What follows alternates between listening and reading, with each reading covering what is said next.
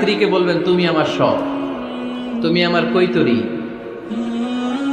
তুমি আমার টুনটুনি, তুমি আমার ময়না পাখি, তুমি আমার সোনা পাখি। ওই যে কয় কলিজা, তার মানে প্র্যাকটিস চলে বাসায়। আর কি ডাকেন ভাবিরে, কি ডাকেন বলেন? জান।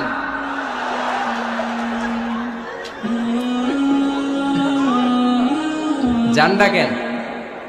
আর ভাবি কি ডাকে আপনাদেরকে? বাবু। কি ডাকে? বাবু ডাকে। আর কি ডাকে? হ্যাঁ, বেবি। পোলাপান কত দুষ্ট দেখছেন, বেবি ডাকে নাকি?